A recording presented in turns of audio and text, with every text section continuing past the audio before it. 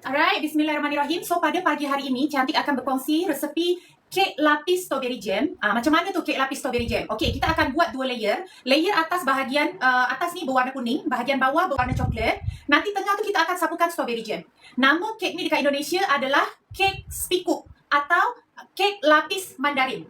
Ya, nama dekat Indonesia tu kek lapis mandarin atau kita panggil juga kek spikuk. Dia punya kek ni kita hanya menggunakan tepung gandum sikit je, tapi dia punya kek, ya Allah korang, gebu dan moist. Gebu dan moist ni dia tekstur dia lagi ringan berbanding marble cake. Marble cake dia padat tapi gebu. Kalau kek yang Cantik nak kongsi ni dia lagi ringan, lagi gebu, sangat sedap. Korang harus cuba. Cantik yang keluarkan produk ni pun terkadang Cantik tak sangka tau. Contoh Cantik tahu produk ni boleh untuk mempercantik bacaan gula, bacaan darah, bacaan koles. Sebab apa? Suami Cantik ada sakit tu. Tapi bila Cantik dah keluarkan produk ni, ramai customer yang kata Cantik, resdung akak ni akak tak minum ubat daripada hospital lagi. Okey, itu untuk resdung. Cantik, suami akak buasi dah tak berak darah lagi. Lepas tu buasi dah jadi kecut. Tu contoh yang memang Cantik tak tahu. Teh herba ni boleh untuk sakit-sakit macam tu tau. Okey, kita dah siapkan butter yang kita dah cairkan. Dalam ni kita ada telur, gula, tepung gandum, overlap, milk powder dan pewarna kuning. Mixer hingga naik gebu. Okey, tengok korang, dia dah naik 3 kali ganda. Kita nak mixer hingga dia naik 3 kali ganda.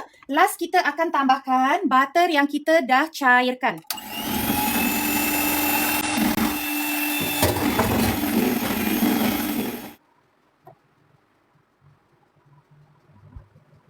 Kita guna suhu 180 selama 20 hingga 25 minit sahaja. Okey.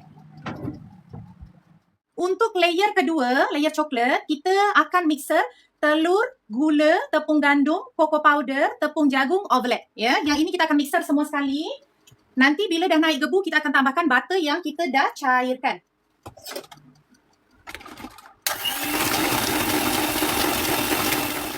Cukup hingga naik 3 kali ganda. Bila dah macam ni, kita akan masukkan butter yang kita dah cairkan. Okey, ni layer kedua.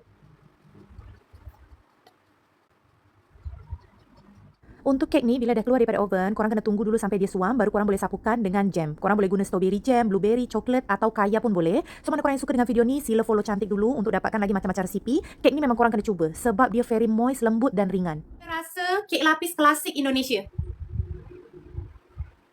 Bismillahirrahmanirrahim. Korang tak akan dapat mana-mana kek yang rasa macam ni.